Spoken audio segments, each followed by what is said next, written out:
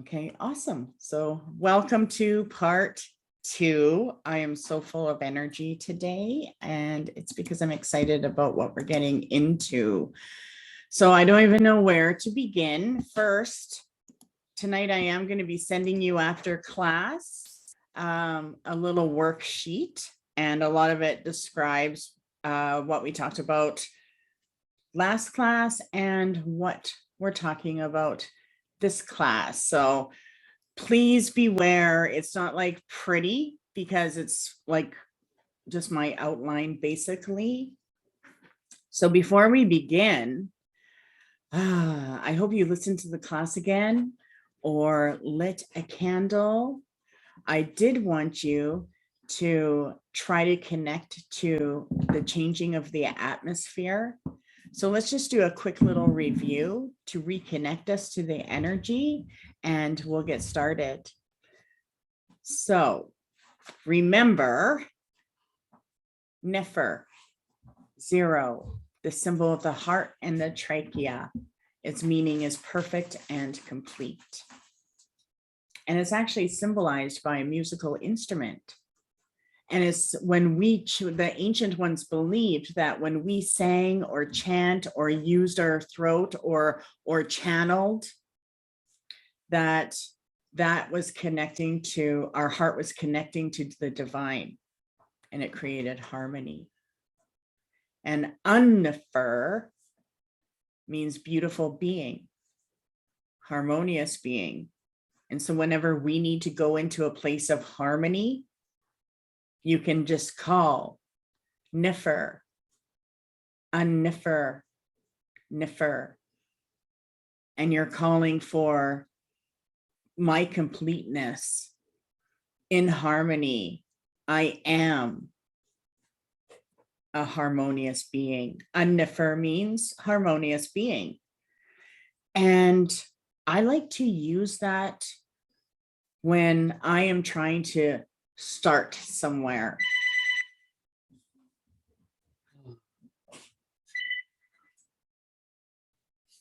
So, meaning, say I want to do money magic, but I've been working all day. I've been doing readings. My energy is not my own. Okay. And I like to do, personally, I have a morning ritual. I wake up with the sun and I spend about 4 hours. It's mine. And then I'm really busy through the day and all my energy goes to my work. So when I do my magic, I do my magic at different times, depending on what it is. Problems are always 3 o'clock. Oh, it's such a magical thing for me. It works. So pay your bills at 3 o'clock. Anyway, this isn't Egyptian magic I'm talking about. Come on. So anyway, but I do like to connect to my magic at night too. And sometimes it's hard because you have so much on your mind. You've talked to lots of different people, spirits, we're empathic, everything, right? So one way to get to yourself is by calling it into being. And we can go into an instant place of harmony. And I just think, Unnefer. And you can say it 3 times. And so what I was saying is, when I do my ritual, I will go there and get into my being. And I go into Gasho and I make sure I can feel my energy. And then, of course, I will work whatever herbs or whatever I'm using. I'll charge that. But I can build from there because I'm into a place of harmony. Now I can start to influence the energies that I want for my magic, whatever it is. So we also talked about who, and that is beginning your creation. So that is something that you can do as soon as you need clarity. And I always say, Who do you think you are if I need to? Like, who, right? So we can use who to begin whatever it is we want to start with. I want to start to write who. And I always say things 3 times. And I usually pay attention to how the 3rd time comes out, because that is the most powerful. The 3rd time you say any word becomes a command. And there is a universal law that it doesn't matter if it's a good spirit, bad spirit, universal spirit, Middle Earth spirit, human spirit. If you're asked something 3 times, truth should come out. So when I learned how to communicate with the other worlds, especially when I was playing with spirit boards and pendulums, okay, like all of those things that involve the spiritual touch. Oh, I loved that. But I always had to make sure, right? But you can go into a place, right? I don't even know what I was talking about.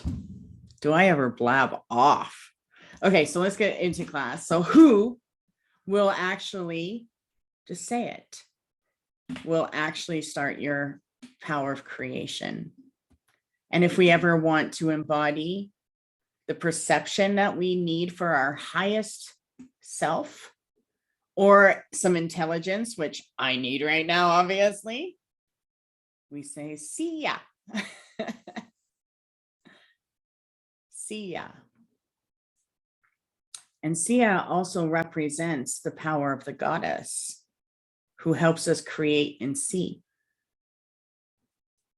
So before we begin tonight, I want us to grab our candle and connect to those gods and the powers so that we can get started on our path from here. Okay, so grab your candles and hold it. I always like to have a candle going. It's kind of like, how can you do Egyptian magic without a candle? So left hand and right if you can. And if you have your candle lit, just look right into the flame. And we're going to say, Hu, Sia, Heka, Nefer, Unnefer, Kalos, Pata, Hu, Sia, Heka, Nefer, Unnefer, Kalos, Pata, Hu, Sia, Heka, Nefer, Unnefer, Kalos, Pata. I gotta do it one more time. Hu, Sia, Heka, Nefer, Unnefer, Kalos, Pata. And now we'll light up our candle. And what we said there is, well, we didn't say I, but I begin my creation in the embodiment and perception of intelligence with the power of the goddess Heka, the god of magic and ritual.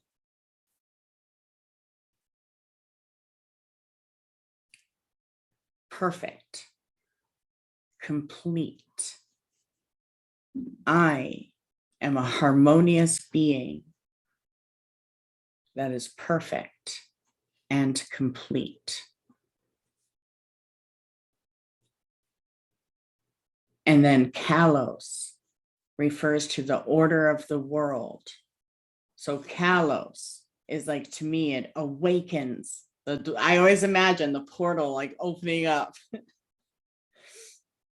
And Pata is the creator, the god of our craftsmanship. So I'm going to light my candle. So remember that whenever we say these words, we're calling invoking those energies, which are known to be ancient gods. I love that. So we were talking about how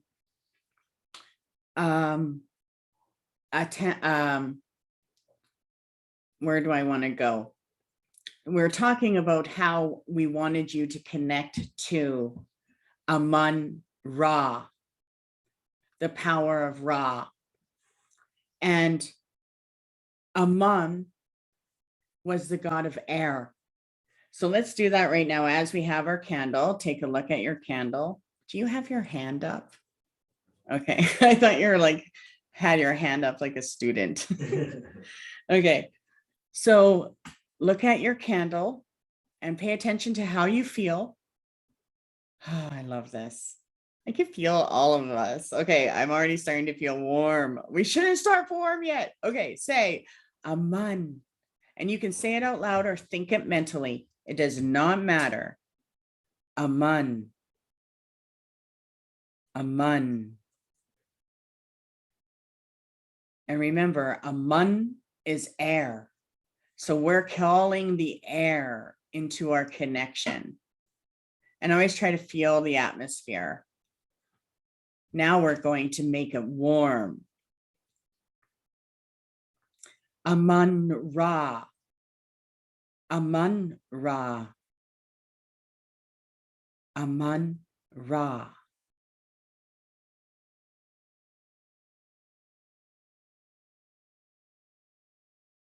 Okay. And take note. And sometimes it takes a few minutes, but we called to the energy. We called the warm air. I was frozen before I started class. And I looked at all my temperatures and they were all 20. And I was like, holy, that's how I know when I'm connected to spirit.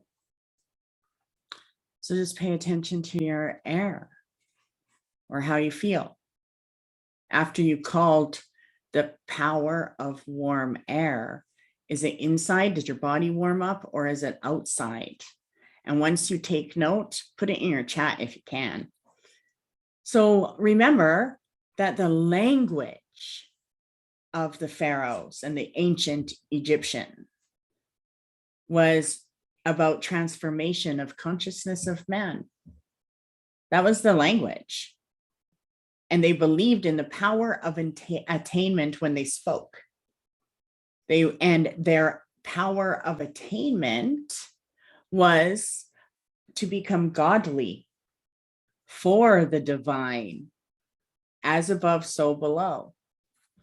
And I always think about that because, you know, I have my own concept of why I want to, you know, why I'm so into this. And I don't think it's all because of the past, of the future, you know, where I'm going from here. I just love it all. I'm just intrigued. I was called Curious George as a young child. But I do believe in the power of man and humankind. And I've seen it come out in people. Nice. You're feeling it. I love it. It doesn't matter if you are in a blanket, you felt a change and you're still cold. Well, then say it mentally. You want to call that to you. We also talked about, so as we move forward from here, remember that we are connecting to the divine. That's what it's about. The divine and what you want to attain in life. And the book list I talked about last time was the Book of the Dead.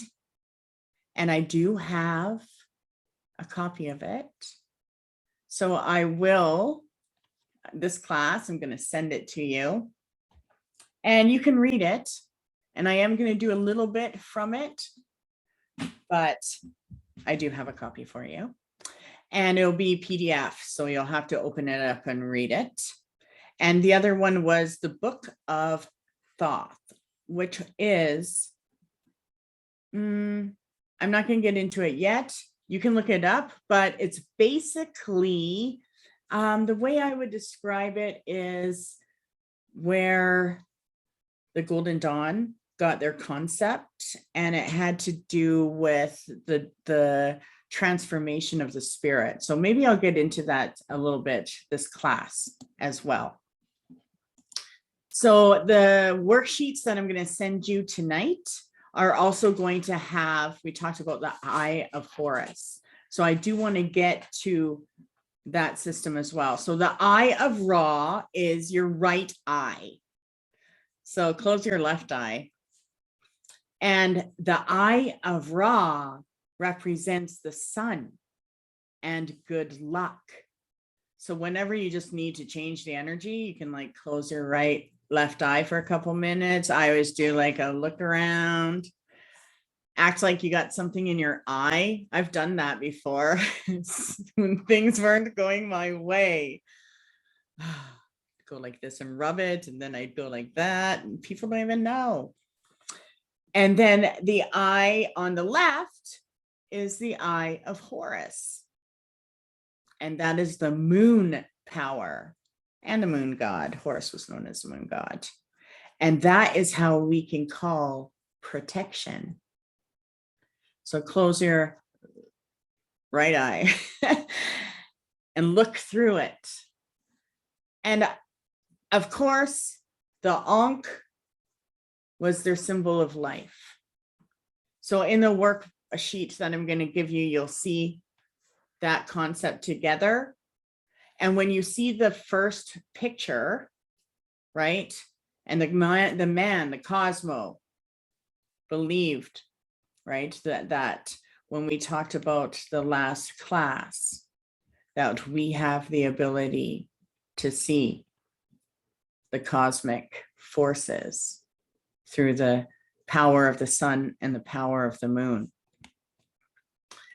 So you're also going to see that our white spots in our eye, so the one that's closest to the nose, that white area represents hearing.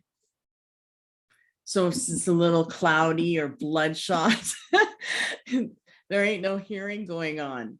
Or even if there's like, maybe sometimes there's some health issues, right? Like my son has gallbladder issues and we have to watch for his yellow, right? So that does show, that you could actually attune that area, that chakra area, and the hearing. And the other part of your white, the white that's closest to the outside of your head, that represents our smell. And our black pupil, well, our whole pupil, is known as sight. And then the eyebrow represents thought. So what happens when someone raises their eyebrow? I always wanted to do that. Oh, I would practice and practice until I'd get sore right in here. People that have that are gifted and smart.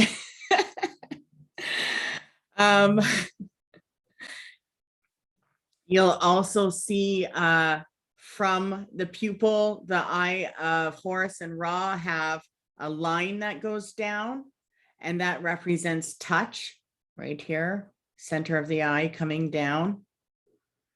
And then they also have the little wing tail. I always think it's like the bird tail. And that represents taste. So we get sight, smell, thought, hearing, taste, and touch are all connected to our perception. And I did talk about fractions last time. And so each one of those represent a fraction. And this represents, invoking, right, our divine self, our higher self. That's one of the reasons why incense is so important. Well, our smell is half of the fraction. Our sight is a quarter. Think about that, a quarter. So a quarter of our power is sight, according to the ancient Egyptians. Well, it's probably because We see things in so many different ways, depending on our mood or our thought, which is 1/6. And the hearing, 1/16. The taste, 1/32. So, when they did ceremony, it was always something tasty, right? The nectar, the wine, the food. And touch, 1/64. I guess those are smaller fractions. My math. I think I talked about that last class too. Either way, let's move on. So we also started the ancient timeline and started with the beginning and the creation story of chaos, which I loved. So whenever you want to see that or hear it again, it is in the video first video. But let's go down the family tree. So we started with Ra, Atama, Ra. And we talked about Shu and Tefnut, the twins. Now we're going down the family tree.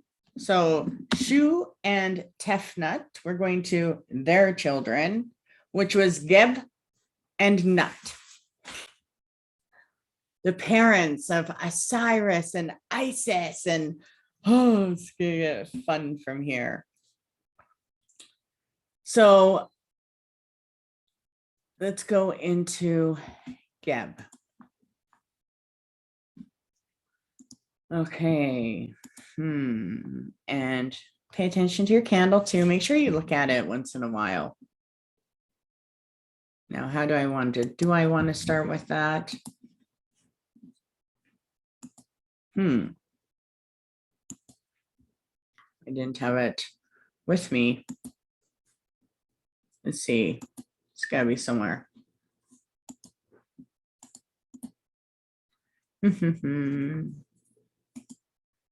Weird.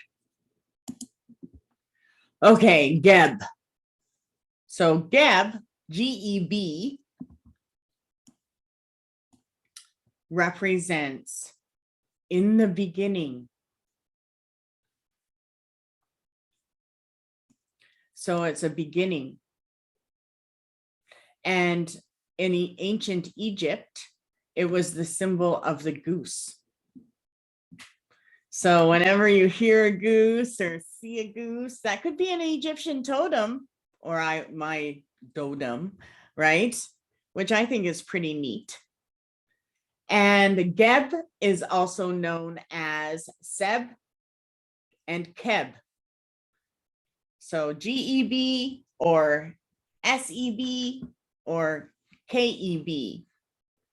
And the symbols are geese, snakes, bulls, barley, and god of earth. And his children was Osiris, Isis, Seth, and Nephthys. And he was known as the god of earth, but his name actually represented, they say, weak one. And I don't know if he was, because he was considered a very mighty king. He protected the sun god, and he was known to have great sun rulership. And his task was to be a guiding force to guiding the deceased to the afterlife. He also brings us our meat and drink. So he is one to always make sure we have something to eat and drink, but to offer to the spirits. And much of the Egyptians believed that when we left offerings out to the gods, it was the traveling souls that would eat it. And Geb's name was often invoked to heal the sick. And so whenever we feel like crap, whenever we need to send healing, whenever we need to invoke a candle for healing, we can say Geb. Of course, I always say it 3 times. Or Keb, or Seb. But the pronunciation is Geb. You can also carve it on the candle. And so he is one to be a healer. So this until we meet again, write this down: SEV, GEV, or KEV. KEV sounds dangerous. What is that? KGB? Oh, I don't even know what that means. I'm not gonna Google it. Okay, so so even though you might not feel sick, but if you feel tired, invoke his name, because he will heal and was known to be called whenever those were stricken with illness, especially if the illnesses were created by natural elements, right? So colds, right? Back then they would do it when someone was stricken with Scorpio stings. They would call Geb. So try to use him as a healer. And his role in Egyptian society was actually limitless.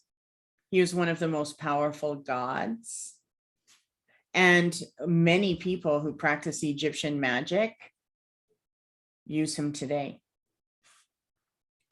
So he had a lot of worshipers, and he was part of the Heliopolis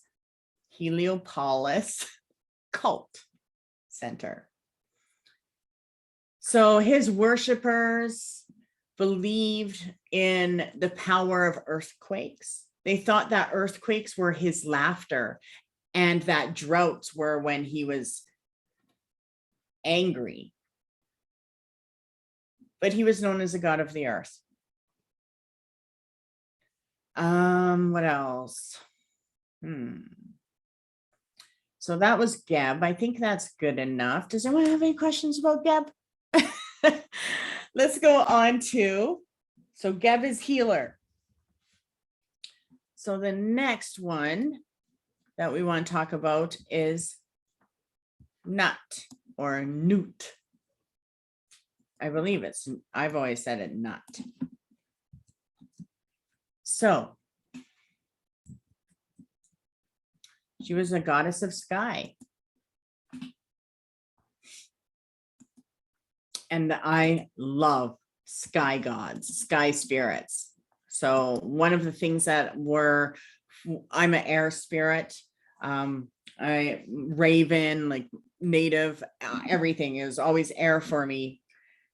Libra, all of it. And some of the most powerful spiritual messages that I got from my personal loved ones were always through the sky, were always through the wind. They were, and I'm going to get into that a little bit too tonight. And the clouds, like I get messages from the clouds. They'll form and give me my messages. And I believe in that. And it's awesome. So look at the clouds and try to get a message. And when you do, just look at the sky and just say nut. Nut. Okay, where was I?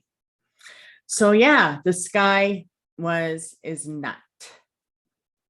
And if you look at the sky and say that, what happens? Is it the wind that comes? Does the sunlight break through a cloud? Does the cloud form? You want to look for the communication.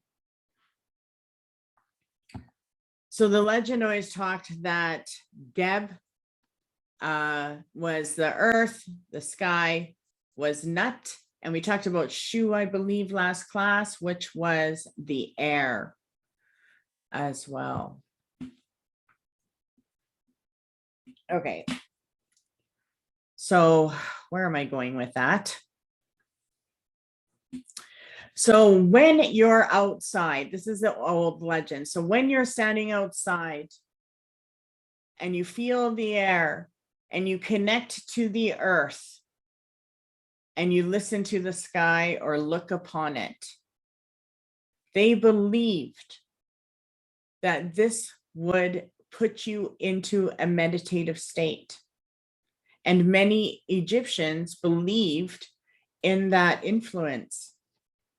They believed that the day sky would put you into a meditation state.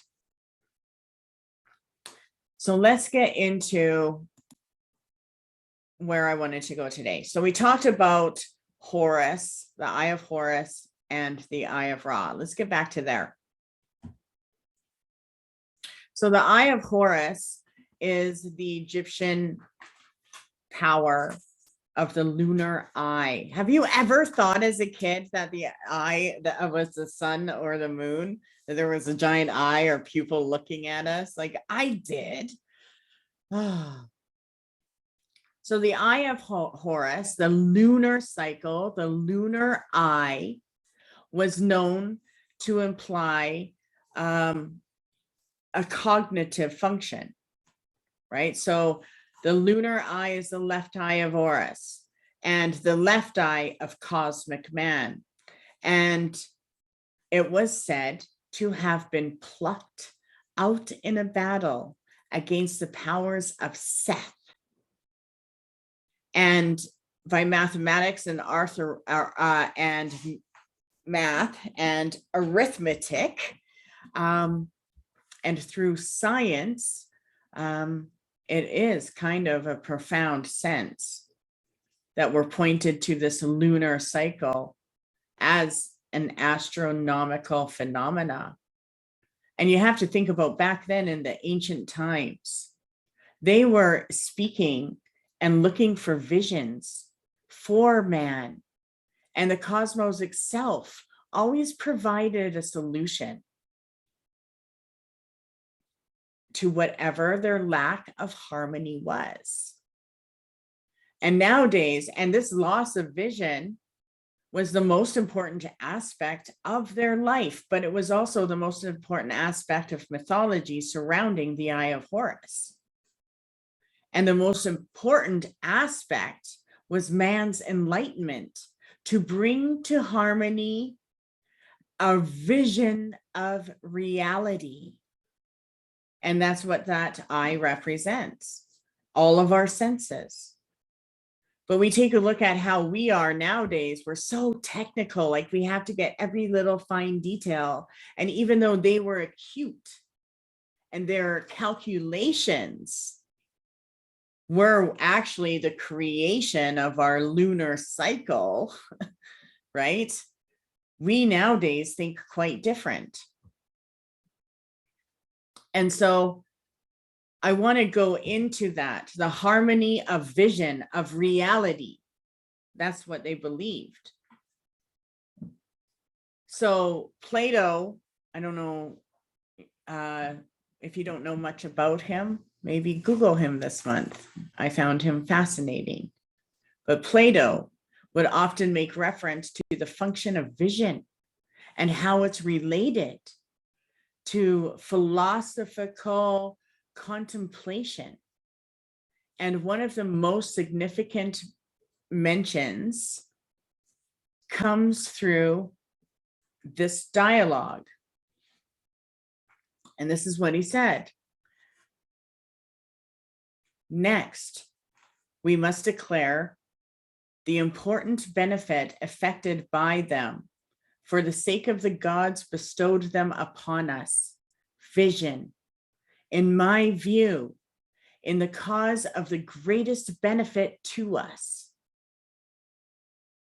is to the benefit to us is none of the accounts now given concerning the cosmos would ever have been given if man had not seen the stars or the sun or the heaven.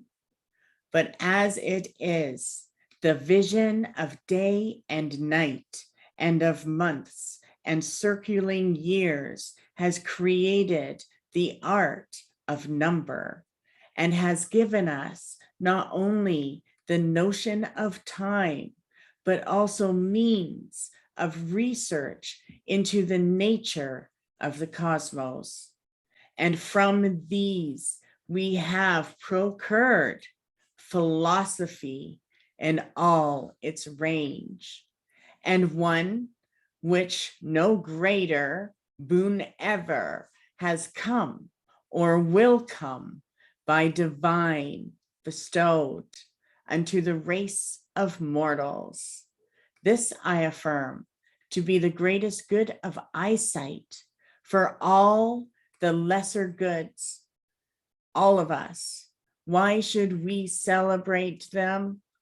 He that is no philosopher, when deprived of the sight, may utter vain intentions, but the cause and purpose of the best good, as we must maintain, is this, that God devised and bestowed upon us vision to the end that we might behold the revelation of reason in the heaven and use them for the resolvings and the reasonings of that which is within us.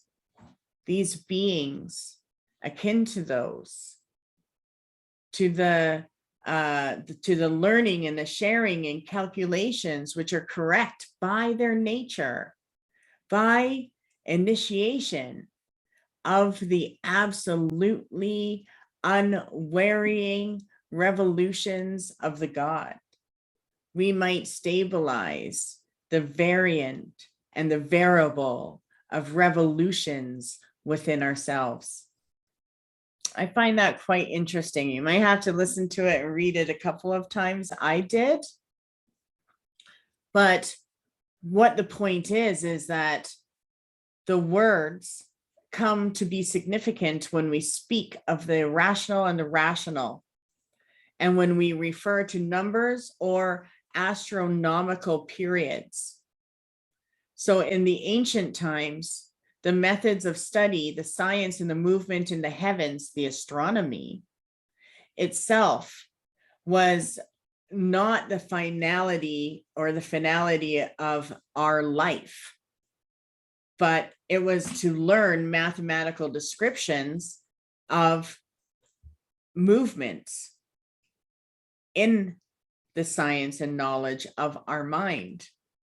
And so it was only useful to man as long as it holds a relation to the evolutionary process of man becoming un-nefer, the harmonic being, the harmonious one.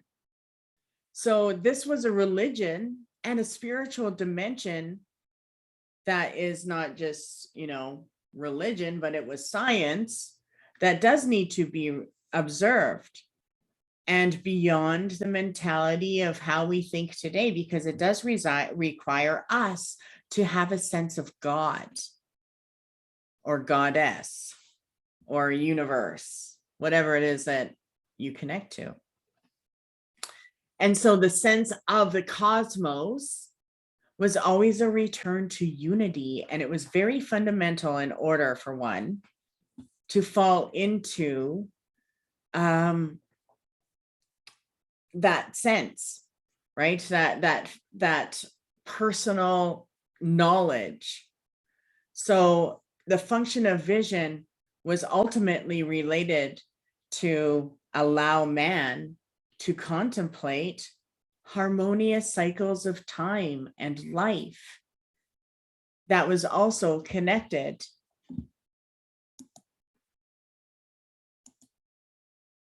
to the power of the cosmos. Like, I love that. I think it's amazing. And that's what it was. They believed in these harmonic cycles and the movements of the planets and the stars and all of the cycles of the sun and the moon would allow for the art to be led into the contemplation, where we would experience the revelations of the heavens. So back then, this was invisible art. And it was known as personal revolution and spirituality and knowledge. And it was something that was, important back then, which I love. So the word, let me see. Okay. Where was I going from there? Thank you. I'm going to take a sip while I reconnect to what I'm going to. Oh, yes, yes. Okay. Oh, yeah, I needed that coffee. Okay, so if you find that interesting, put down in there if you get it, or, oh, there I am bouncing. I'm sorry, I'm sitting on a ball and I love it. So good on the back. So yeah, that's what I want to go into. So let's take it a little further. So the question that might be asked is, then what does this all have to do with the Eye of Horus?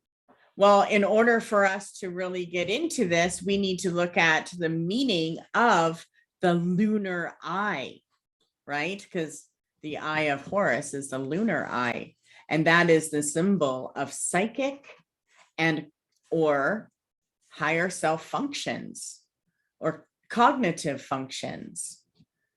So harmony or beauty, Niffer, plays a fundamental role in our mystical experiences, and it has to do with the cosmic unity, as well as the masculine and the feminine, the day and the night, right? And so Egyptian magic was strictly made to conform into initiation of the cosmic principles.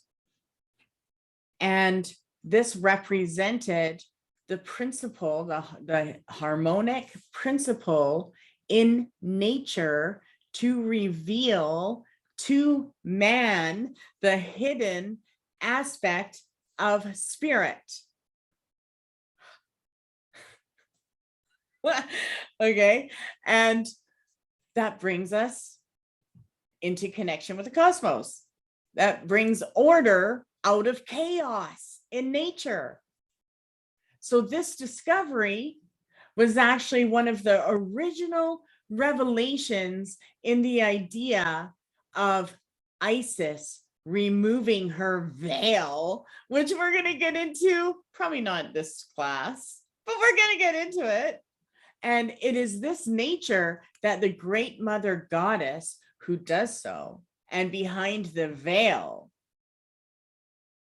is a radiant light, and that is wisdom and self-knowledge. And no other culture has left such an advanced understanding of the vital principles of nature, except for in ancient Egypt. And the runes of the pharaohs and their sacred art are all part of what was a complete description of the universe and man undergoing the process of spiritualization or cosmification. Okay, so a little bit more. So now all of the science that was said to be studied with the eye was set in unity. And this required a vision and connection of the lunar eye, which is usually lost. It's hidden, right? That's our higher self. That's our connection. So the Eye of Horus was recomposed by Thoth. So the Neter, which symbolizes the intelligence of the Supreme, Amun, which is Ra, right? Sun, it is this lunar vision which enables and allows for the vision of what is whole or complete. It allows for the vision of the psychic and the spiritual dimension of life and what is hidden, Aman, right? So in this sense, we're speaking of a vision of the ideas, the primordial universe, which structures reality, which are the true gods that work within us. And this vision is impaired by, and in man, by the very fact that our birth into earth is a natural incarnation,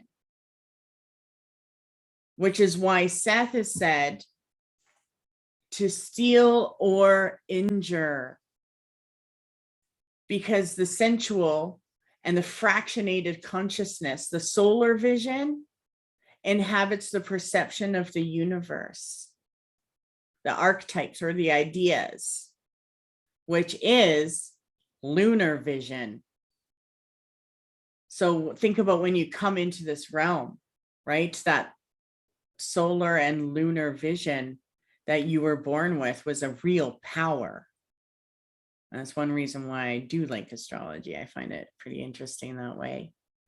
But to regain the lunar eye means that we have to regain a power, and the power which allows us to connect to the eye of Horus is Thoth. So the solar eye is the right eye in cosmic man. And it is related to our analytical thinking, which is contemplation, right? And it is a contemplation of the part or incomplete aspect of reality, the particulars. It is in this vision, which Plato calls a contemplation of the other. And it's associated to the left hemisphere of the brain. And to the sensorial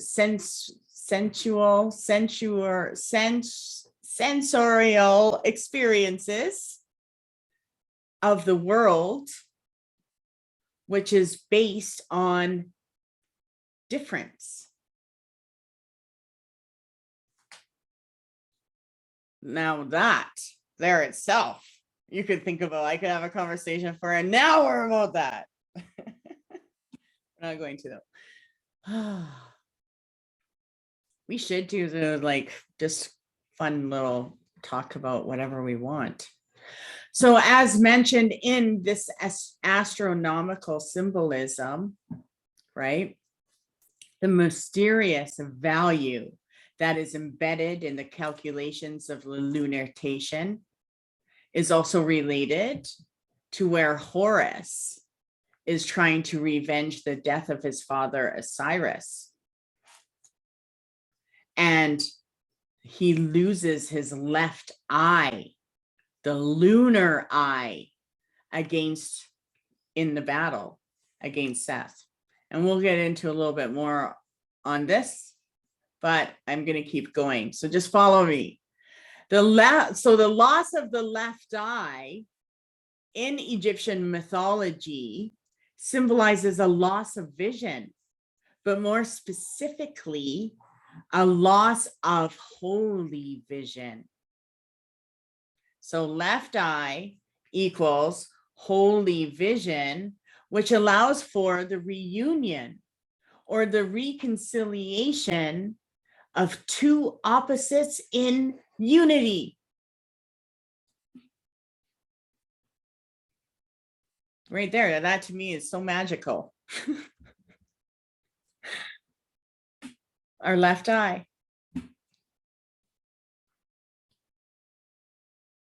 And so the value of this relationship does have to do with unity, the symbol for the consciousness, which brings the reconciliation of opposites. And the reconciliation of Horus brings back this vision. It's a double vision, both lunar and solar. I should say the reconciliation of Horus and Seth brings back this double vision. where the solar and the lunar aspects are the only divine power or netter capable of bringing this forth, which is Thoth, the wisdom of God.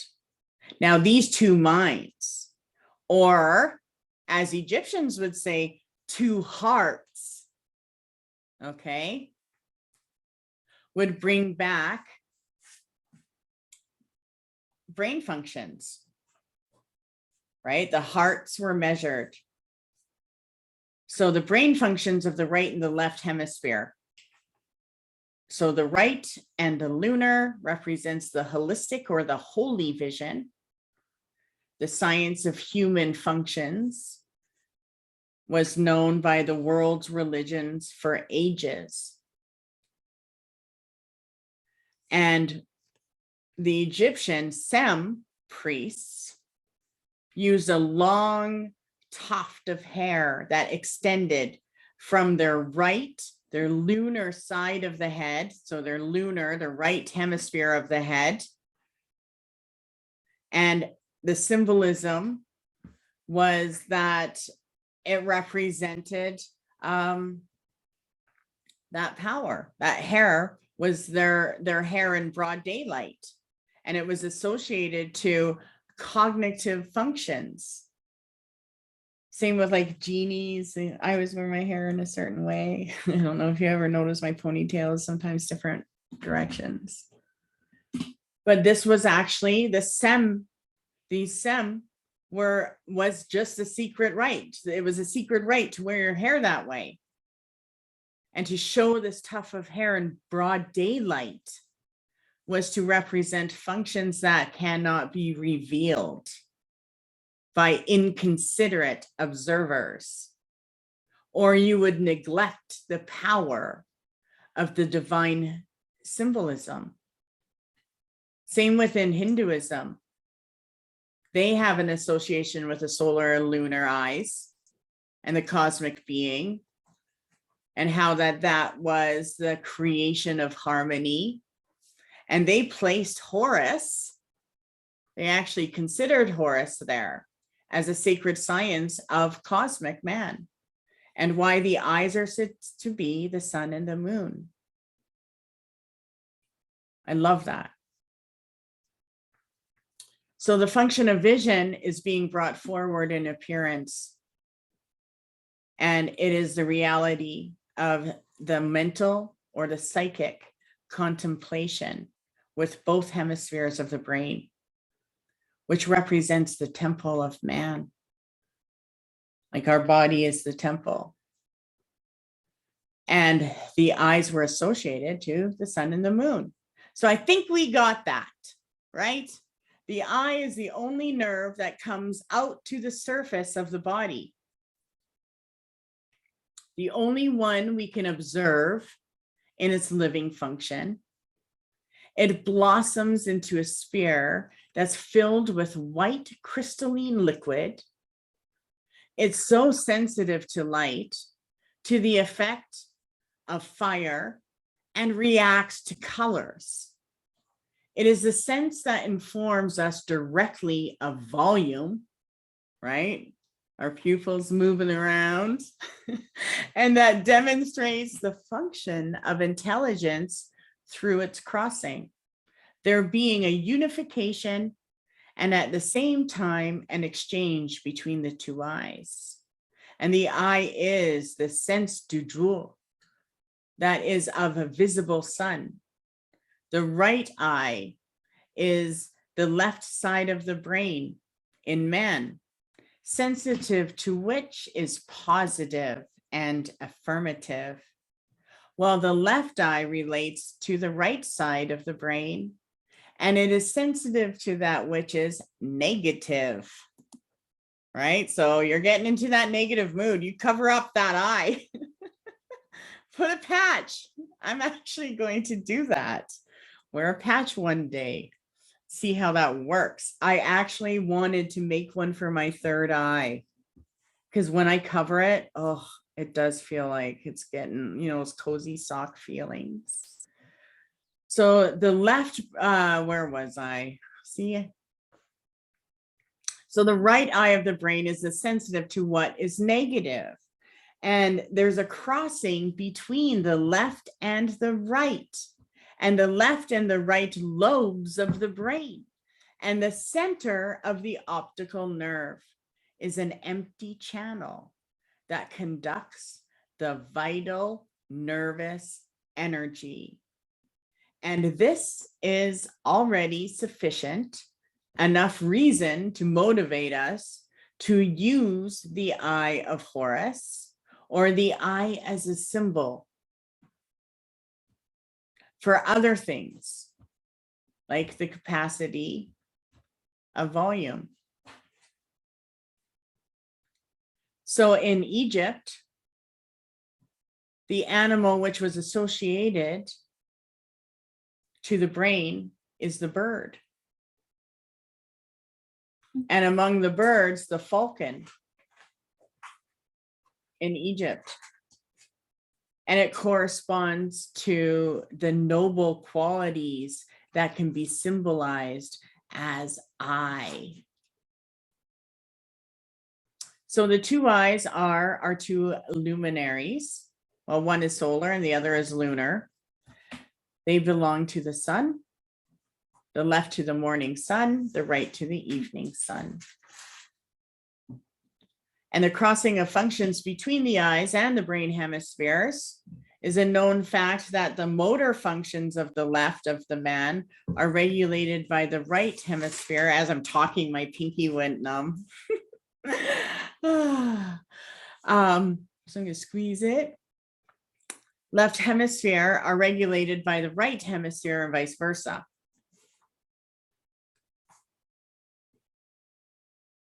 And the crossing itself, as far as the eyes and the sight is concerned, the X shape, which is right before the pituitary gland. So the crossing between the eyes and the cognitive functions of the hemispheres of the brain are symbolized by the hieroglyphs. So there's another book that is quite interesting, and I'm going to put this on the sheet you're going to get. So let me just type that onto my Word document. It's called The Book of Coming Forth by Day.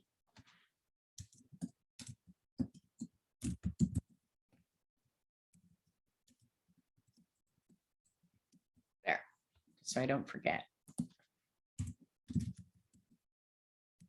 Recommended book I'll put.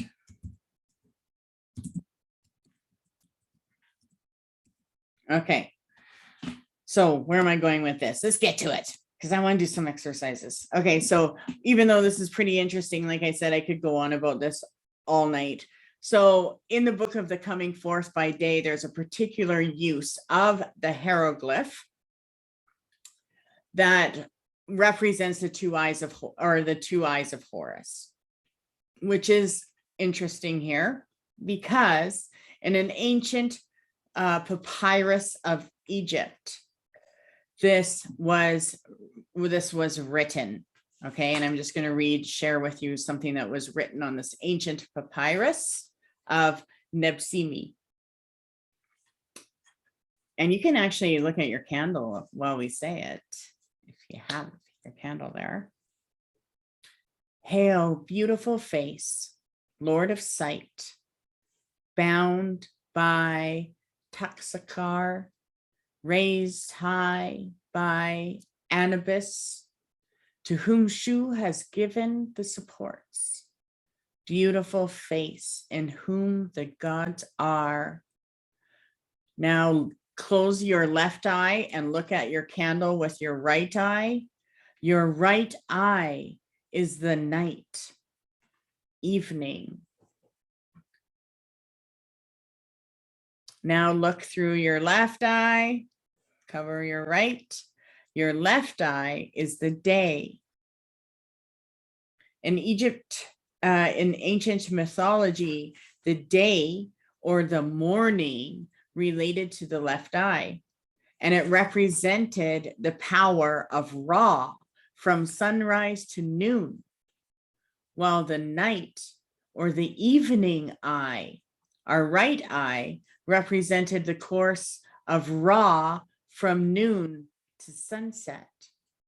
And this represented a cosmic dome, of which our actual mind, our cranium, represents the image of Earth.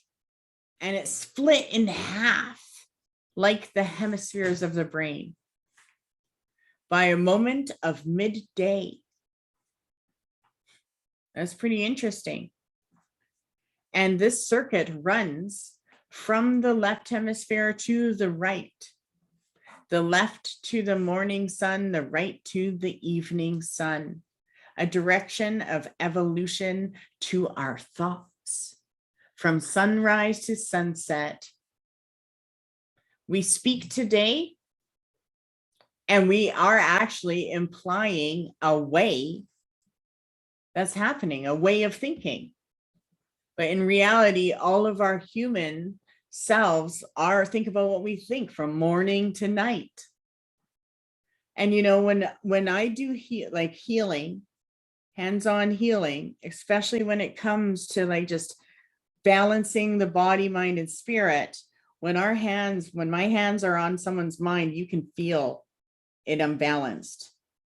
And it's like the two hemispheres are they're like mush sliding against each other until they're together, and one's not lower or larger or smaller, whatever. You can feel it. Same with when you're using crystal singing bowls. When you listen to it, it's like at first it's jumping one ear to the other, but as soon as you're balanced, you just hear them out of both ears, and there's no jumping. And so think about that, just, the way we process. And it's so interesting to know that as of at noon, our mind actually changes.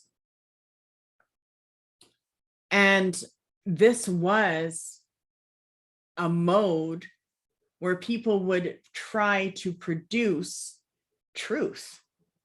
They would look for the truth in their life. Truth is found by using the two eyes instead of one.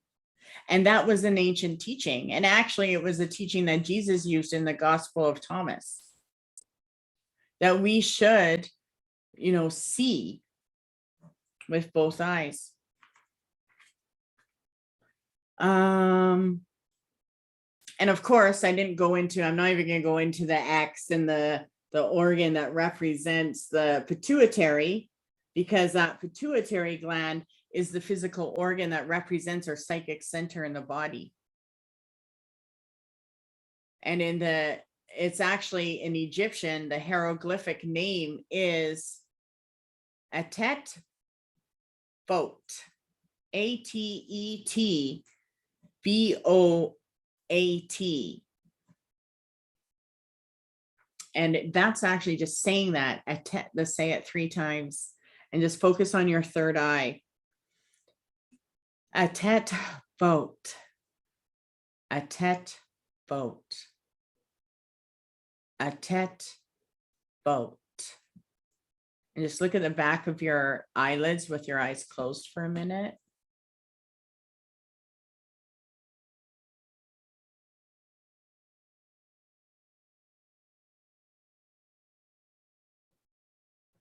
And then open your eyes.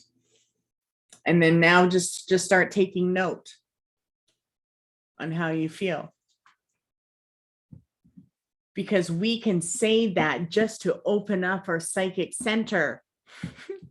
We need to, do that. So if you feel blocked psychically, Atet Bot. And it's actually written in hieroglyphs, which I have the alphabet on the sheet I'm going to send you after class, so you can write certain words like love, different words that you want to invoke.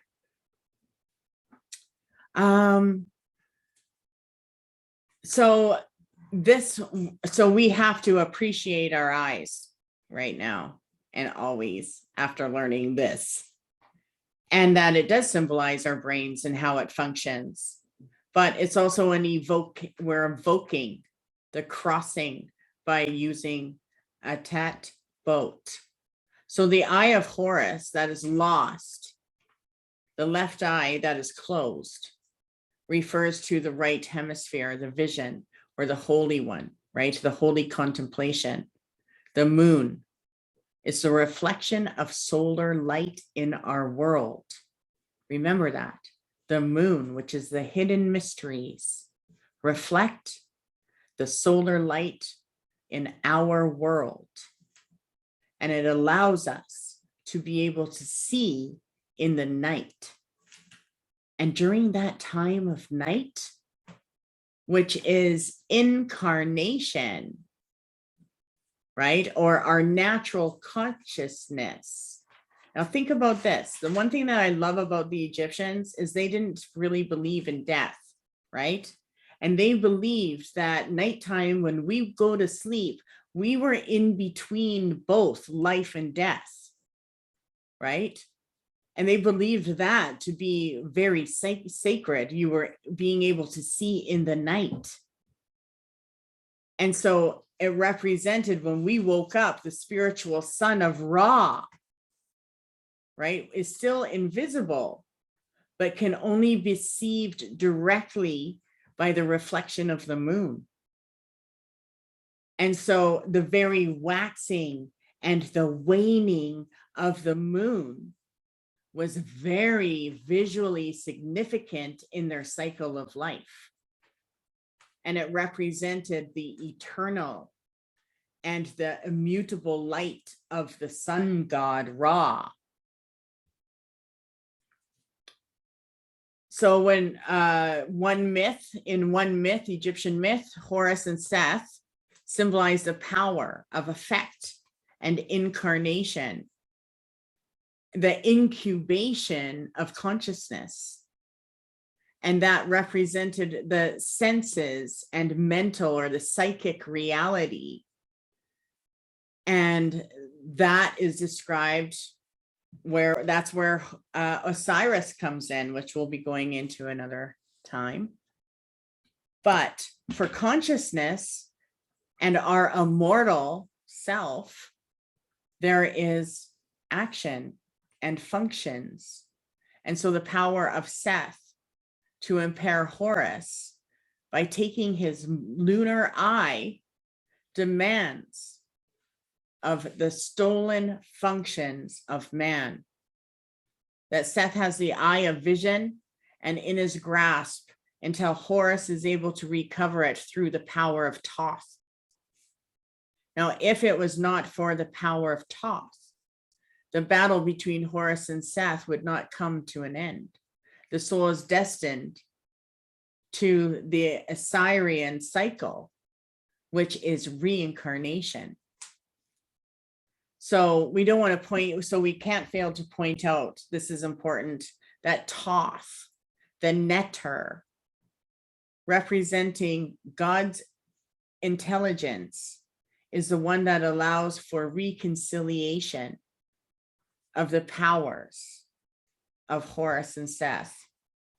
And this is something that man can achieve by himself, because we are an image of the supreme being of the gods, or of the cosmic functions living in us, right? That we can control them. But in able to return to control them, we have to return to our origin and unity. And that represents going into our cosmic place where we're unified, where our vision is connected and balanced, and we're evoked. And this represents, a power, a major power that we can actually call upon.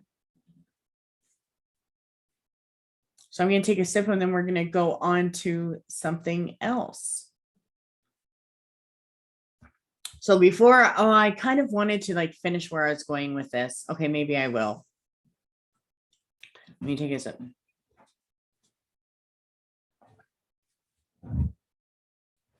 So in our life, as we're trying to solve our life, the things that we're working on, the cosmic questions of our purpose, we are actually coming together. And our evolution is a unified vision of both hemispheres, our right and our left brain. And as long as we follow ourselves, we're always evolving and we're always evoking the best part of our vision. And that's what it was really about, invoking the best part of your vision. And it's a repeated theme in not just ancient Egypt, but many spiritual cultures around the world. And when you see these common practices of the ancients who didn't know each other, but have this beautiful concept of the day, of the night, of the moon, of the right and the left hemispheres, and the spirituality and evolution and cosmic man, that's called coincidentia oppositorium. Like there's a word for that. And Carl Jung wrote about it actually. And that's when we are dealing with roots in spirituality, not modern day science or these high standards of knowing beyond the psychological reason, where they have to like try to grasp what I was saying before, every single little scientific degree, because the ancients didn't work like that. They were acute, but it was all because of a channel. And so the root of this spirituality and the root of ancient magic was for a reason. The meaning and the value of the Eye of Horus was grasped as a religious and an amulet of power. And the moment of this conjunction that happened between the sun and the moon, or in the moments of an eclipse or a new moon, right? All of these astrological things that are now modern, that are still being practiced in our modern day, all had to do with the God and the power of divinity in which we have spoken. The power of Ka, the eclipse and the coming together of the cosmos. And so I talked about Plato, but I want to move into Socrates for a minute, because Socrates spoke of an ancient myth telling of the ability of a woman, of women, not a woman, of women in Thessaly. And they were able to produce an eclipse by the use of magic. In Thessaly, there was an ancient cult to the goddess Hecate, a word that no doubt was borrowed from the Egyptian Heka, which translates to magic. And in most books of Egyptian magic, the myth of the women of Thessaly said that those who practiced magic would lose their sight or suffer paralysis of the body. And for now, observe that the moment of the full moon, which is the opposition of the sun and the moon, was so significant in ancient magic because it referred to human consciousness. And it is at that moment of the full moon that both luminarities are crossed in the horizon. Aket, the horizon, the spirit world, is in itself the crossing point of heaven and earth. And both the sun and the moon, fully illuminated on the horizon, is quite significant. And that the spiritual vision of both the solar and the lunar in contemplation was itself evoked. The mystery and the rituals of ancient Egypt was recorded. There's like texts in the pyramid texts, in the sarcophagus chamber, there was solutions that were written of problems that had to do with man and problems of dysfunction that was provoked by excess. And they believed it was a defect of a given hemisphere, of a mental activity. And this was relation to see what we are speaking of vision. What sense was actually the means of a state of consciousness. They believed that if you weren't if you weren't working that life as above, so below, that you were focused on excess of something, you weren't developing. I mean, it makes sense to me, really, right? Too much mental activity in one area of life, you focus too much on your spirituality, you lose touch of your physical, like body, mind, and spirit, it all needs to be balanced. And they truly believe that. They believe that the hemisphere of the mental activity is what would affect the entire temple of the mind, of the human, of the man, to the point that the functions of repairing the lunar or the holy vision had to be performed by an act of divine knowledge. Toss. The act of seeing with both hemispheres of the mind, which can only occur when we're in a relaxed state, right? When we're in a balanced state, then we have that fusion of unity, which is now you are a personified supreme being. I mean, think how difficult it is to just find 5 minutes of a silence of mind. Okay, right? Some people are like, can't do that at all. Some people can go on for hours. I can go a day. And it does represent how far the psychic or mental order of the psychic eye of Horus. They believed it was a demand that one can achieve this balance of vision where one doesn't deny one for the other, that the divine qualities of the universe, of the analytical, of the solar mind, and the day and the manifest reality of the physical and the consciousness of materialism was an idealism of the lunar mind, which was excess of the lunar mind. So one other comparison would be the same as Norse mythology of Odin. The legendary king of Asgard tells us that the great king of the gods traded an eye in return for divine knowledge.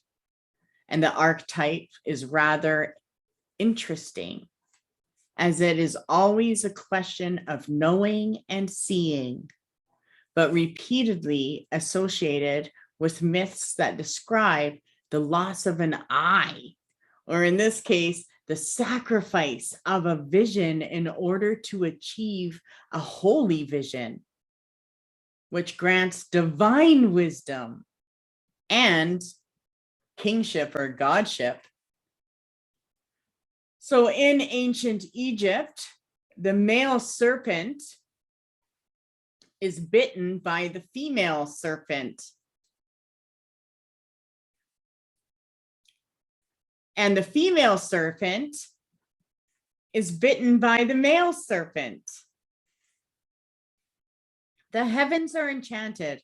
The earth is enchanted. These are two knots. And that is known as the knot of elephantine. Elephantine. The knots of Tilipine.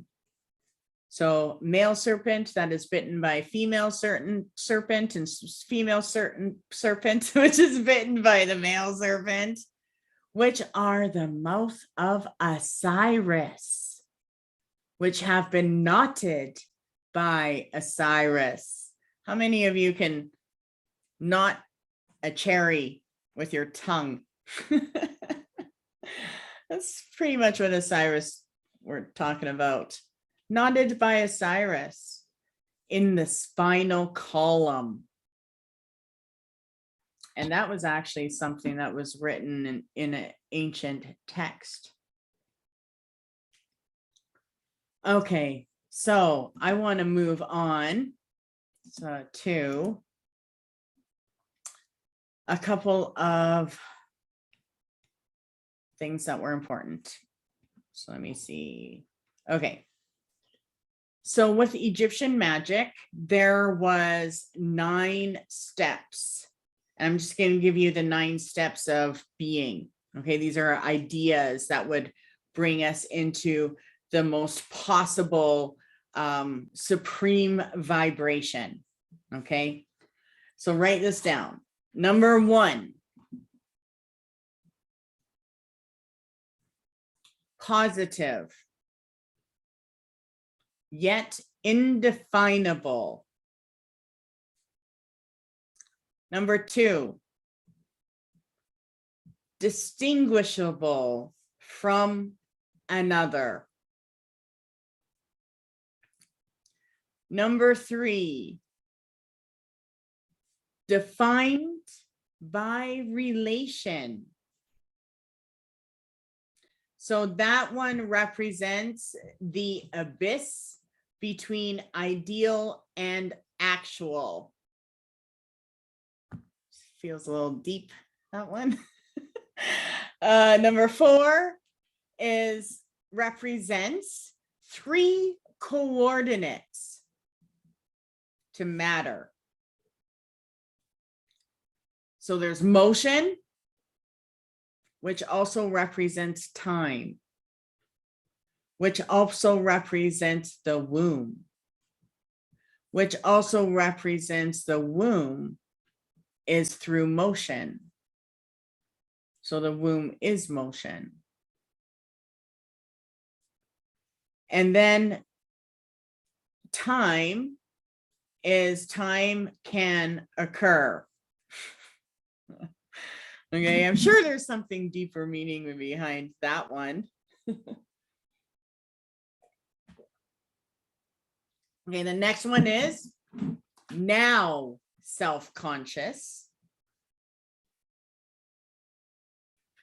And the next one is to define in terms of above.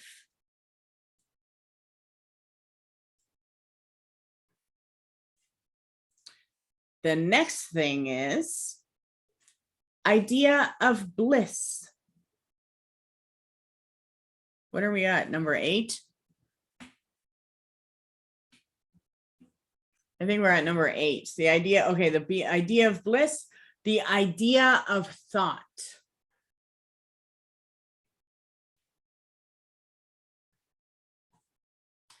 The next one is idea of being. And the last one, itself, ourself, fulfilled. Now, here's the equation. The self-fulfilled is meant and determined by the idea of bliss, the idea of thought, and the idea of being. Now, bliss means bliss, ananda, A-N-A-N-D-A, bliss. Thought, chit, not shit, chit, C-H-I-T.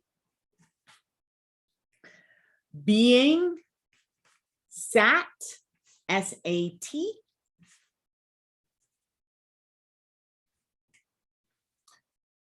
Okay, so I wanted to share that because that is quite interesting. those were levels of awareness, and an actual initiate would study that as a living being. Okay, next. Okay, so I did want to go into amulets. Last class we went into, what was it? The amulet of the heart we did, right? So let me see where I can find.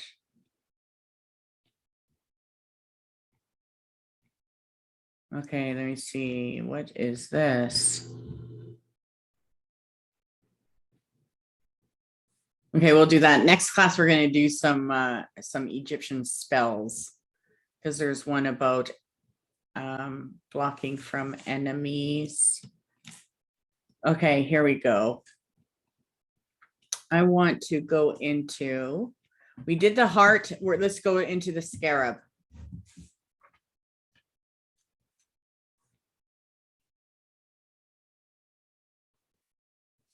So the scarab, everyone knows what that looks like. Maybe I should try to draw it. You all know what the scarab looks like? The beetle, the Egyptian beetle. I can read the scarabs. Scarab divination. Okay. Good. Okay. So the scarab, because I mean, I can't draw it. But the scarab, the amulet of the scarab. So if you can find a scarab, or you can draw a scarab, and it's a beetle, make sure you have two legs that go in and or up front, and two legs that go behind. So I'm just going to try quickly. And as I do, I'm going to tell you about it. So we can use the amulet of the scarab, either wear a scarab or draw a sigil with a scarab on it. But the amulet of the scarab is very sacred. So let me see. I think I got it here. Whoa, I'm better than I thought. Under pressure, right?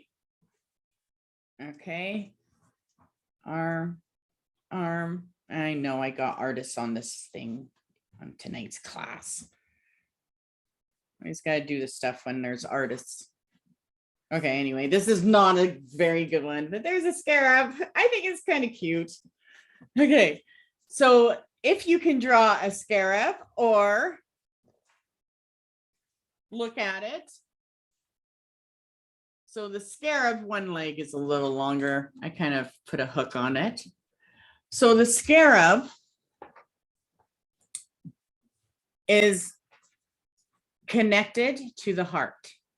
Okay.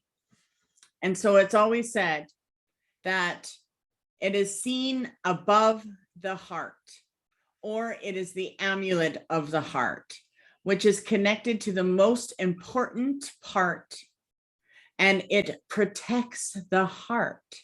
So the scarab represents the protection for the heart, a protective shield.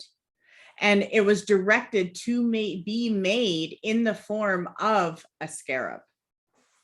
And when you look at it, or when you wear it, the idea represents the building of protection, that there's no doubt in our belief. So they represented the heart chakra, the physical heart, the protection of the heart, but they also used it because since the physical heart was taken from the body before they made mummies, the body was in need to act as a source of life and movement in its new life.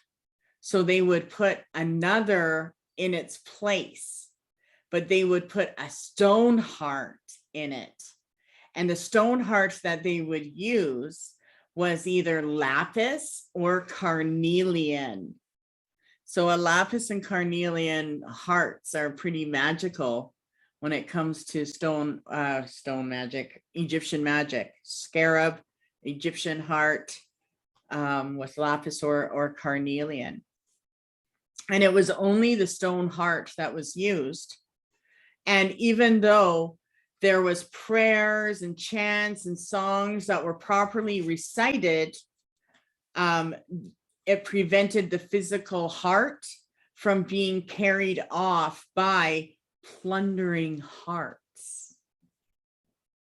And they believed that it possesses nothing of itself, in which turned to account of a new life. And it was being to the body in which it lies, right? So they would put the heart into the new body and a new life would form. But the scarab possessed remarkable powers. And so they would use the scarab and put proper words written into it of protection. And they would protect the physical heart that died. And they would also pray for new life and existence that would be given to him, to whose body was attached. And this was the symbol of the god Khepera, Khepera, which was the invisible power of creation that propelled the sun across the sky. And that the scarab, the particular scarab or the beetle that was chosen by the Egyptian to work for the amulet, but that belonged to the family, which was usually made of dung.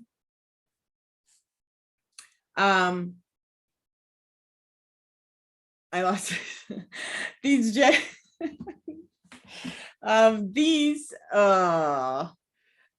which were usually black, not blue, right? We always see beautiful blue scarabs, but they were usually black. Were actually adorned with metallic paint, like a certain type of, they use azure for paint and actual stones, malachite. I love that. Their art is actually done with stones, a lot of it. But the situation of the structure represented the hind legs, right? Were behind the body, and they're far from each other on the scarab. So you can see that I drew that. The arms and legs are separate. And this was important because they represented a certain amount of degrees. And it represented a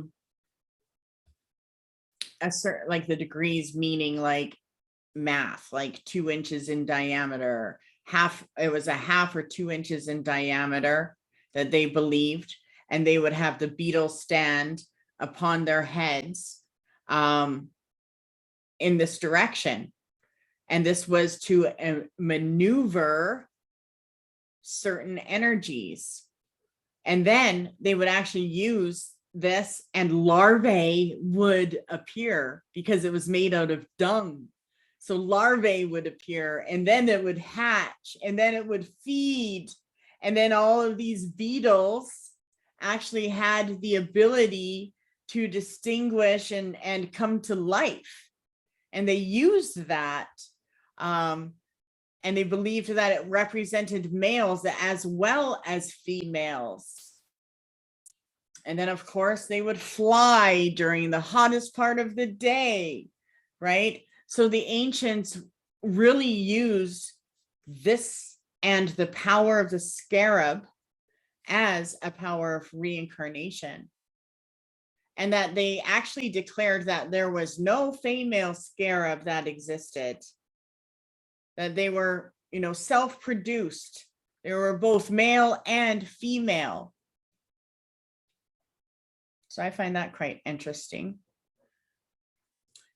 But they would represent the body of the scarab, represented the god Khepera and potential life. And that's how they would tell whether the person was into a new body or without. And they had to have the words of power and the idea of life that was attached to it. And so they would also pound and make this type of mixture. It's kind of off topic, but they would use these insects and make and pound and mix this with water. And then they would have women drink it who believed in it. And they believed that the women would produce larger families when they made these for the bodies. So the women would drink it. And they believed that, and that was like their kind of sorcery. They did these incantations, and they cut off the head and the wings of these beetles, and they boiled them, and then they made their little scarab things, and they steeped the oil in serpent oil, and then they would drink the mixture and create the amulet of the scarab. And these scarabs have been found all over Egypt. Like there's thousands of stories and varieties of them that they found. And most of them were painted green or blue. Some of them were also had limestone or marble or blue paste, like there were porcelain ones, but they all had words of powers. And they also had usually a cut outline on them to represent the scarab. And the scarab usually would have a human face or a head. And sometimes it was described or inscribed on the back, Ra, the soul of Ra, the eye of Horus. Pretty interesting.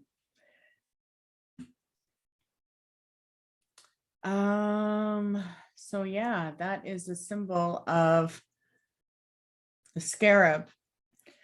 Pardon me. Let's do the amulet of the buckle too. I'm going to do another amulet. So I'll put a picture of these on your sheets for tonight so you know what they were. But did I miss anything from that scarab? I feel like it. Where's the connection to Isis?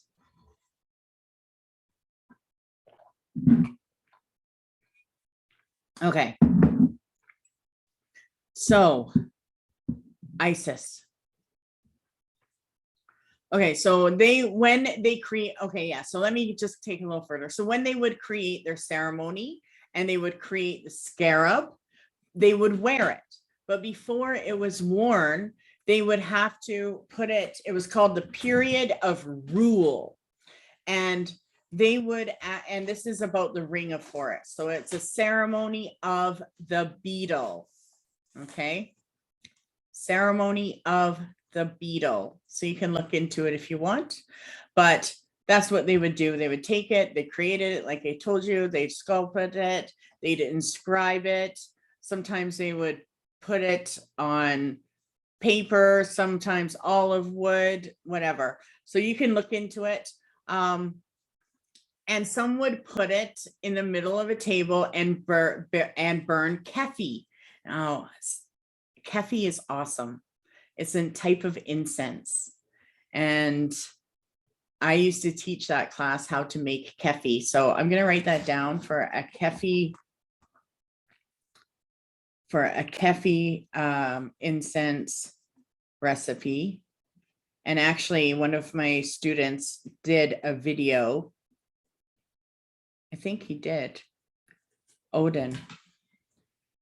I think one of my students already did a video and has it. So maybe I'll post that. Oh, but I love it. You use fruit. You use fruit to make it.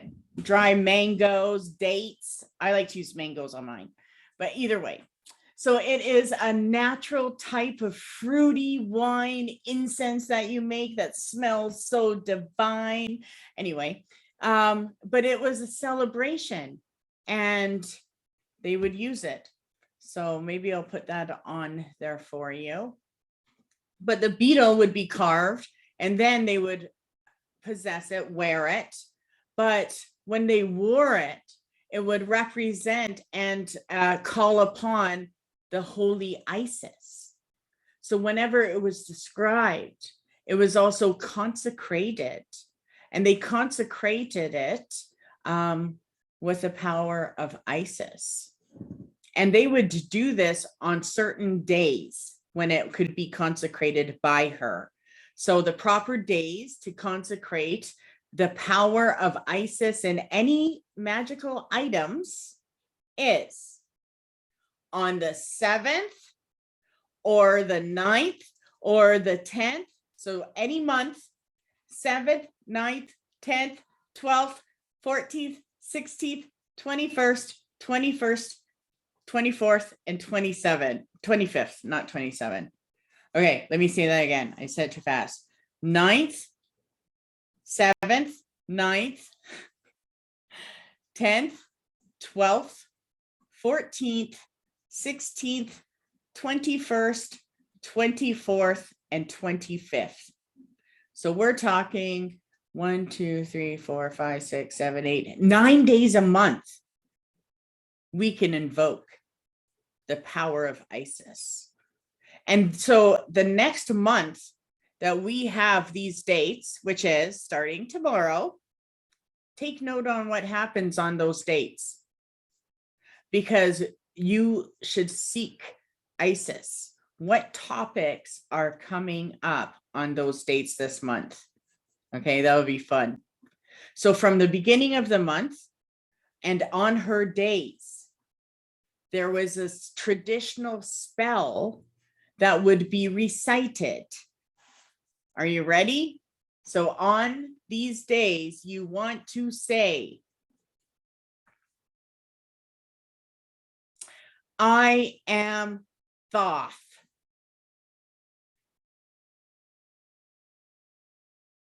Come to me. Thou art under the earth. Rise up to me, thou great spirit. Okay. And I'm going to put a note here to copy and paste, like put that on my thing I want to give you tonight, so you can do it. So now we'll get into the amulet of the buckle. So even though you're saying I am Thoth, remember Thoth is creation. Okay. But to say that on those days, you can say it once or 3 times. I'm going to light a candle when I do it. That's how I do it. And I won't have the candle burn all night. I'll just have it burn for a little while until I feel that I'll say my Amun Ra to feel the heat. Once I feel the heat and the power of my candle after I call Isis, I know I'm good. So this doesn't have to be a long ritual. Just take a few minutes to do that on those days. Another amulet of Isis is the buckle. And this amulet represents the buckle of the girdle of Isis. And you'll see the picture of it, but it's usually made of carnelian or in red jasper or red glass is what it was made out of in the ancient times. Sometimes it was made of gold, or sometimes it was another substance that was covered in gold. But it also was associated with the other side and associated with the spirits of the dead.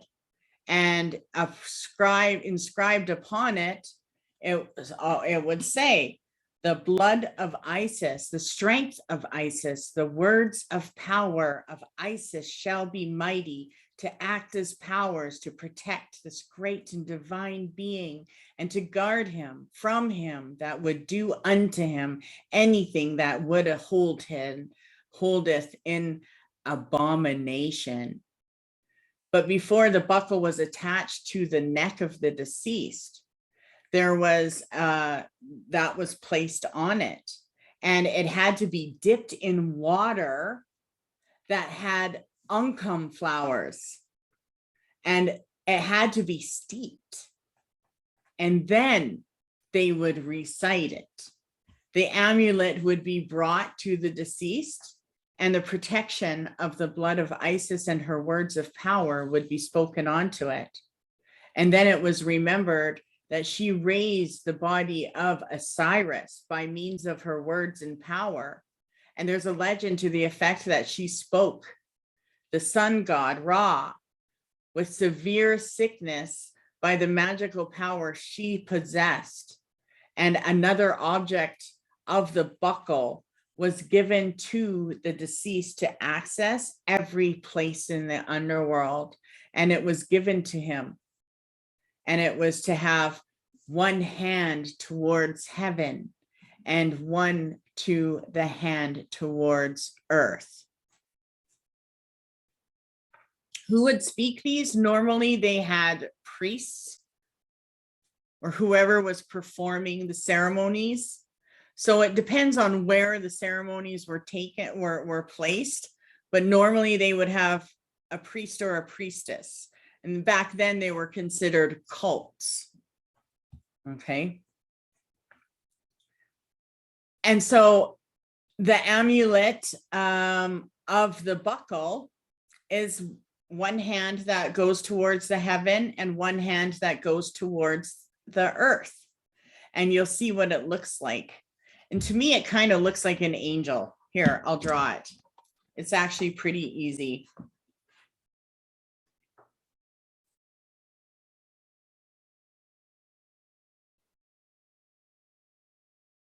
And I did not draw it very good.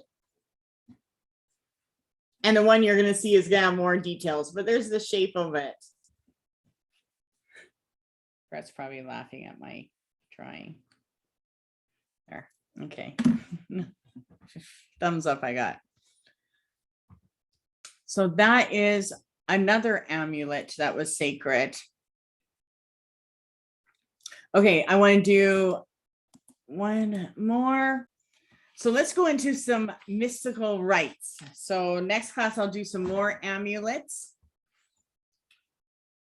So Egyptian was full of spellbind power. That's what I love about it. And they believed in it. And there was mystery schools all over the place. So back then, there was like this time where there was magic upon Egypt. So the Sphinx was one of the most famous symbols. Anyone who touched it was under the spell.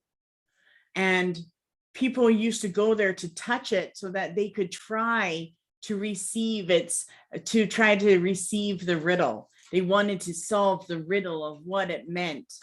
But there is some ancient ceremonies that I want to share with you. And one of them has to do with the ancient Egyptian magic circle. And a lot of you are already similar to the sacred circle and the magical circle. But even though there is ours, there was lots of temples, and these temples that had authorities, and they had priests and they had priestesses, and they would do these rituals. So let's do our first one. And I know you have a candle lit, but I want you to get ready with your hands. So go into Gasho for a minute, even though it's not Egyptian. But I just want you to connect. So go into Gasho, which is your hands together in front of your heart chakra, and that's just going to put us into your power.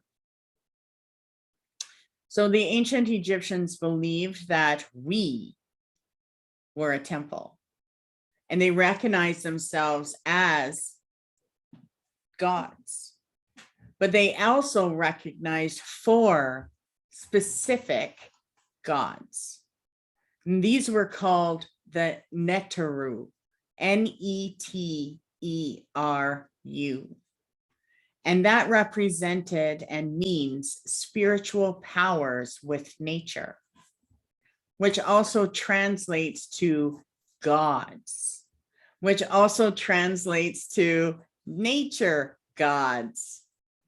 And the ancient beliefs, the ancient Egyptians did this magic. They believed in these 4 Neteru, who governed the 4 quarters of the world. And they are named, okay. And please know, I cannot speak Egyptian fluently,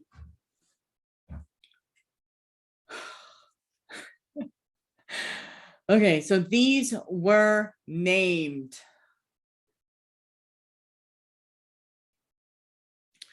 Let's focus on our right hand to the east. And I'm going to put my left hand on my heart. And say, Anet Ra. Anethra.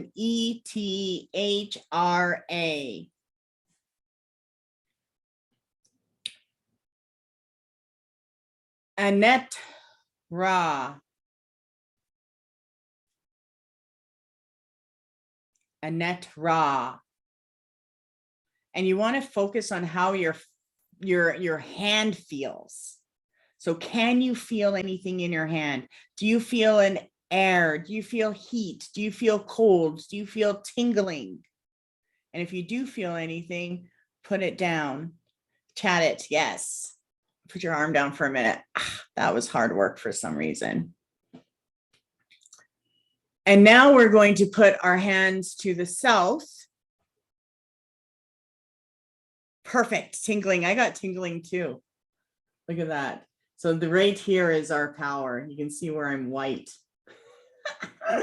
So embarrassing. Hi. Look at that. Oh. Okay, so let's go to the south. Now this is going to go really red.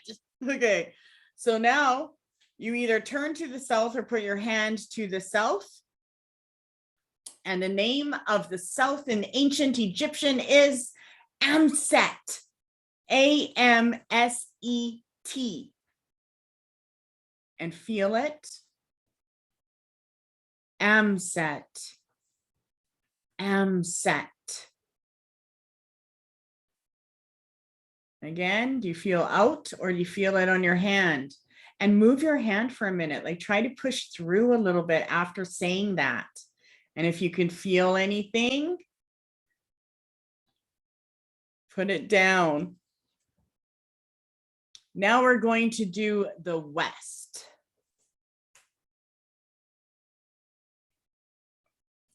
So the west. Good. So the west is, oh no, here we go.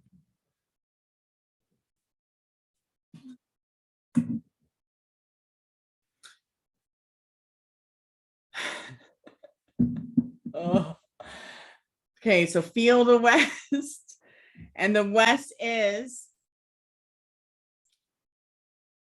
Kebsen Mav. Kebsen Mav.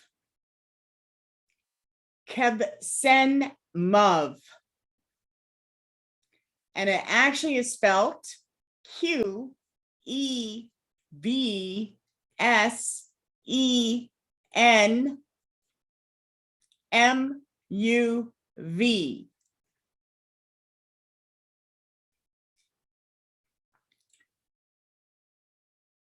And usually when you do the west, you will feel a little bit of coolness. Sometimes it's warm. Third eye. So your third eye is tapping into west power. That's what that means. Let's do the north. So the north, remember the north is our physical bodies and our materialism and our life on the planet Earth, everything we want tangible. So put your hand to the north and we say happy. That one's easy. HAPI. Happy. Happy. And I always say it 3 times. And then after, they would go back to the east where the sun is, where life rises upon the earth. And they would connect, breathe, and then they would use this word, Shay, SHAI. So you can say Shay or Shay, however it feels to you. And Shay is the power of fortune. So we're going to use these words this month. Okay. So SHIA, the power of fortune. So if the end goal of your magic happens to be good fortune, and you want material wealth and health and happiness, anything in those departments, then the traditional spirit of that is named Shai, SHAI, or Shai. And this netter is considered the spirit of all material bounty. And it's the natural choice in many life circumstances. I mean, I love that concept. Just that alone. I wish I had Egyptian DNA. Shai, the power of fortune. And all you do is say it 3 times, if that works for you. Some might say, I gotta say it 8. Some might say it 3 times. Some might just say it once. Let's go to the power of luck. So let's change our luck. So I want you to look at your candle. I'm going to take a sip.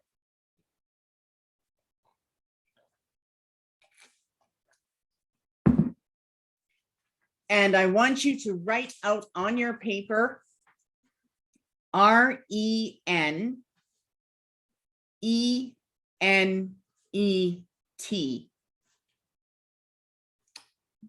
Renenet or Renenet, however you feel like saying it, because this is like English, right? This is Egyptian hieroglyphs in English. Okay, so however you want to say it. Your candle's freaking out. I'm hot. Like, look how red I am everywhere. It's magic. Okay, I love it. If your candle, my candle is actually kind of moving too quite a bit because we're invoking, right? So spirit will show you when a new energy comes in. Okay, so ready? Look at your candle. Now we can all have a little better luck. I think we can agree on that. I want you to look at your candle. And whenever what I find with Renenet is that if I look at just above the wick, the black little area where I try to see the goddess, it's kind of black and orange for me right now. The phantom part of the candle. So look at that phantom part of your candle and say 3 times. We're going to say Renenet. Renenet. Renenet. And keep looking at it. So Renenet, we can use, and it is a situational right. So we can use it for any situation. And it's intended to improve what is happening. And when we say Renenet, then the mysterious energies called destiny and luck, as well as favorable outcomes in our affairs, is the natural choice. And that natural choice is Renenet, the netter of happy destiny and good luck. Happy destiny. And if you look at your candle, And you may have noticed a little bit of change with your phantom in the candle. And just watch it for a minute. So anytime we need a change, favorable outcome, we can say that. It's almost like cheat codes of life. That's what I love about magic. I mean, that's what magic is really all about. It's achieving and attaining magical things, things that we don't think are possible, or that we want a little help with, or some supernatural power, or whatever. So Renenet. The next one, the power of new life. So this one is when we all need a new life occasionally. And for me, if as soon as I don't like something, I change it. I am not going to live a life I don't like. And that's probably why I've lived in so many different places. But this is my forever home. So I might have a second one somewhere. So we all need a new life occasionally, whether it's a new energy for our bodies or a new life direction for our future, or we just need a rebirth for our society or from our society, or maybe we just want a rebirth within. In any case, the natural choice for one's right would be the birth deity. So when we want to call our God, our Egyptian power of birth, who presided over our birth bed in the ancient belief system, as the patroness of midwives, this spirit is invoked by all those who attend the birthing of others, who are like going to give birth. This power can be called upon for healers to heal the body, to heal the mind, but also our spirit. And when we speak this word, our guides of the soul will come forward. And we can call them forward for anything, even if it has to do with professional career. And so when we say this, which I haven't said yet, the ritual circle from beginning to end should be east. So you invoke this spirit from the east. And you can say it anytime you want. Just make sure you're standing east. You can say it out loud or mentally. And I would practice invoking things mentally. And you don't want to just say their name like, like normal, like just a normal word. It's meskenet. So you don't want to be like meskenet, meskenet, meskenet, and just think it. You want to be like meskenet, meskenet. Bring your inner outer magic. Meskenet. Like call them. So even if you're doing it mentally, shout it mentally. So if we want a new life, new energy, new change, meskenet. And just saying that on the power of a full moon would change your life, because you would receive that power that you were born with to guide you. So let's try that on the new moon for the next 3 moons, even though this class will be finished, probably. Try it on the new moons. Meskenet. So MESKHENET.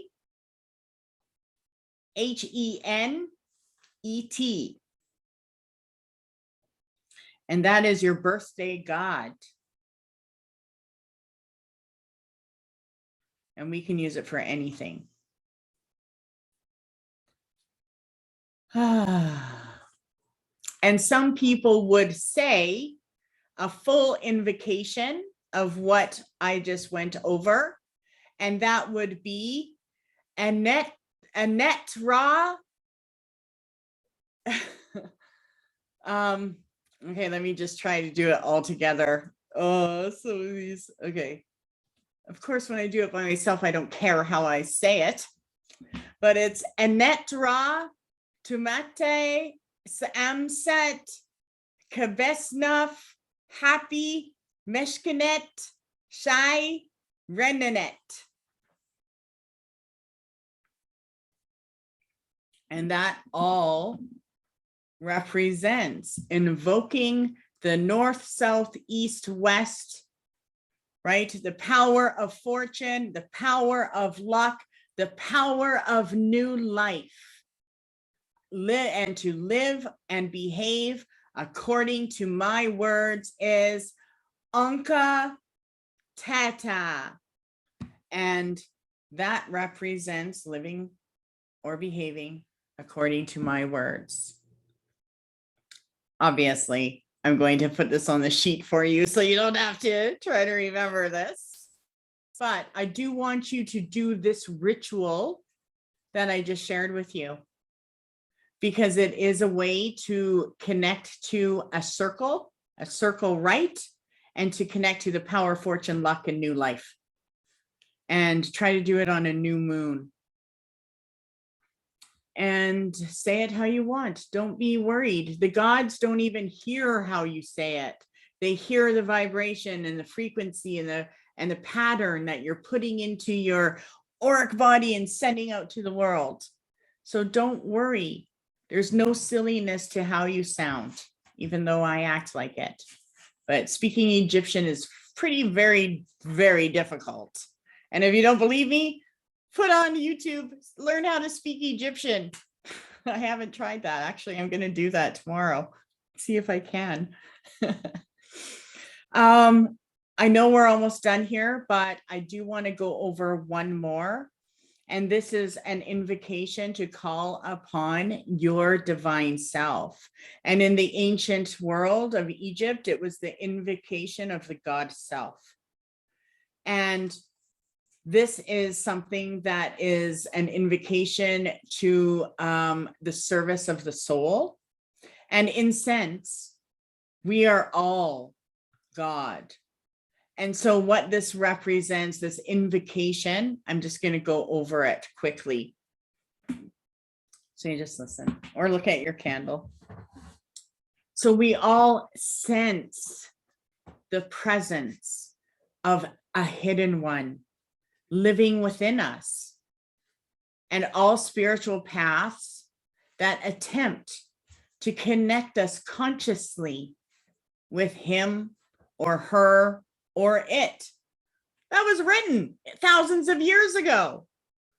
This invocation informs, amen, that you know of him and worship him fully. Used however often you wish for an initial period of introduction to the God self within. This invocation may stimulate your revelation of yourself to yourself, while also establishing the dialogue of your spiritual speech between you and your indwelling God self. Amen. Not Christian amen. Brett just looked at me like, did you just say a prayer? No.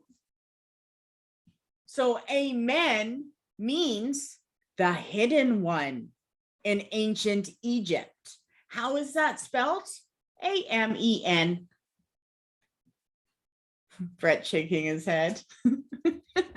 Okay, so that is the invocation. The invocation is, and you'll see it in hieroglyph. I'm going to send it to you so you can see how it is written. But this is one of the most ancient service of the soul invocations of the God self. And it is Nuk, which is I. Okay, so I'm going to say it in Egyptian and then I'll say it in English. Nuk per amen, ani ab, pereb, ani kishat, and say amen, teta ah. I would love to see someone grade me on that one. But it means I, coming forth, am amen, the hidden one of pure heart within the pure body. I live through my words. So that first invocation, that's a second invocation. So that is the second spell I want you to perform. And I got one last one. And that's it. Wait till you see it. All you have to do is hold a candle, light it, and read it. And make sure you are looking at the Egyptian hieroglyphs, because those are the sigils of the magic. Okay. So the main thing is to look at the symbols while you're reading it or saying it. Or you can try to carve the symbols on a candle, but gotta be pretty good at that. The next invocation, number 3, the third spell I want you to do is overcoming karma. Now, the one thing is, I want to share with you is that you can't hide from the divine. So you don't need to hide anything that you feel bad or guilty about, because there is no judgment on that. Okay. The universe, the higher realms, the gods, they all know good and bad. Take a look at all of the ancient gods. They have good aspects and bad aspects. You don't want to piss one of them off, right? So we have to get out of our head anything that we feel we've done wrong. We also have to get out of our head what others have done. Okay. We need to neutralize ourselves. And one of the ways to do that is by overcoming karma. So once we've had an experience and we do the God self within spell or invocation, that's what they were called, invocations. Because when you did it, you invoked that in you, and that was it. You never question it again. You didn't even have to do it again, unless you want to on the next new moon. But once you do the invocation of the God self within, then we can actually begin working on integrating a new lifestyle and the next step that was taught. And this was cleaning up our life through karma and connecting to the consequences of the previous unconscious human life or living. So it doesn't matter what we've done, we can remove it. And if it's something that we're always working on, well, we can too. There's nothing wrong with that. We obviously are all growing from our mistakes. So we can remove our karma by effort and self-discovery. And this is the teaching of the ancients. So in the third invocation, they would do overcoming karma. And it was removed by effort for self-discovery. And during this karmic cleansing phase, one would discover the tree of life where we meet the throne. You'll get into this next class, or the pillar of heaven. Okay, so think of the high priestess card and the 2 pillars, the black and the white, and the spiritual hierarchy of the gods. And all of this was stimulated by the following invocation, by the following rite. And that was, and you're going to get a copy of this. And again, it's going to be Egyptian writing with Egyptian language and Canadian or English, Canadian. Okay. So in Egypt, it is, here I go. Sema em sentet en keshutu sekuro na ar ikna seta en ehehe ta tet hur ent keshif nesui tepa maft.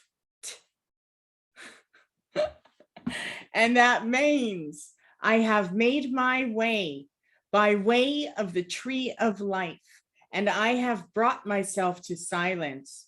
Now I have entered into the sacred mysteries and standing behind the throne of the day of driving back disaster, sail forth the right and truth.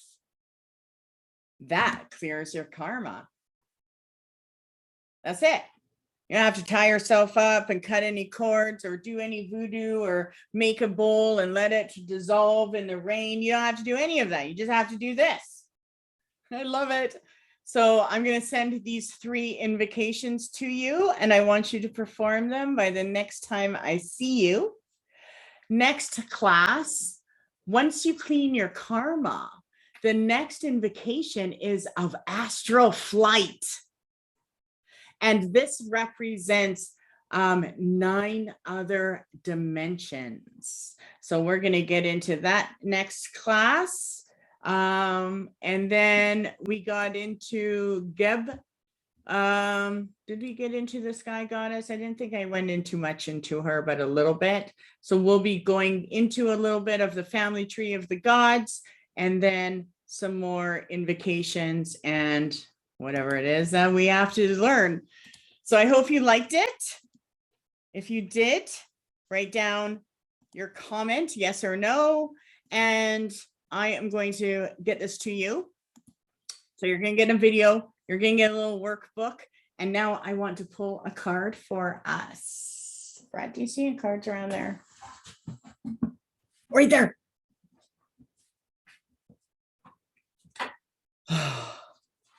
I feel great, but warm. Okay. So I have the alphabet. The only thing I have to add tonight to send this to you is I want you to write some words of power in Egypt. So I also added some more of the sacred alphabet.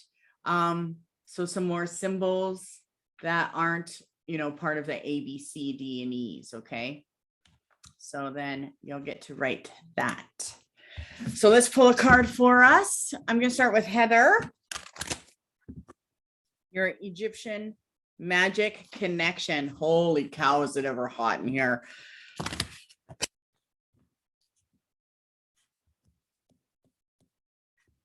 Heather, yours is: when I'm tuned into the energy of abundance, I become abundant. I love it.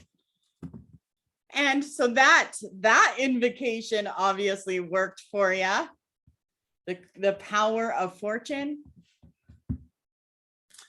Okay, Lorraine, let's see what yours is.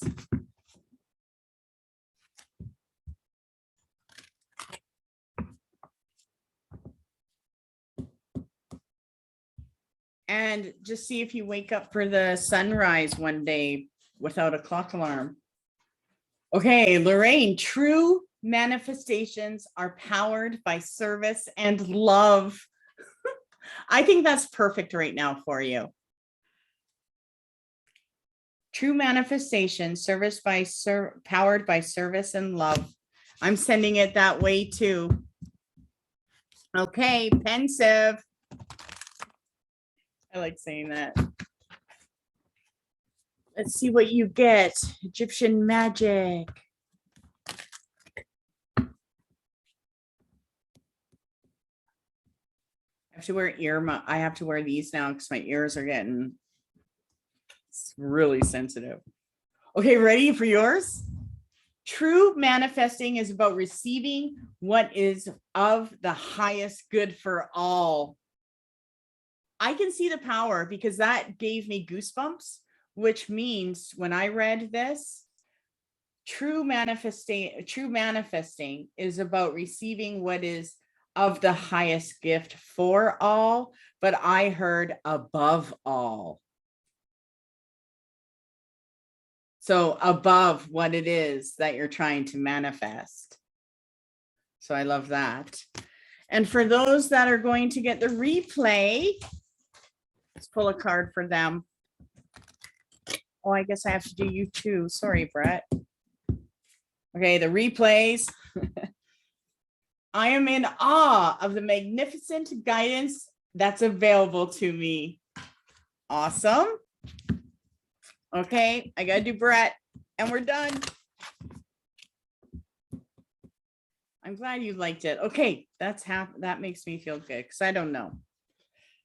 Brett, I slow down and listen to the guidance that's available to me. He's like, I don't want to slow down. Okay, I gotta pull one for me. Someone made a comment, you never pull a card for you. So I will. I accept that good things come easily. I'm a super attractor. Yeah. Okay, that's it for tonight. Have fun. I'm going to get this sent to you. You'll have the video tomorrow and do some Egyptian magic. And I have my notes here, Kefi incense. So you might be making some incense. Talk to you soon. Many blessings. Have a great night. Bye-bye.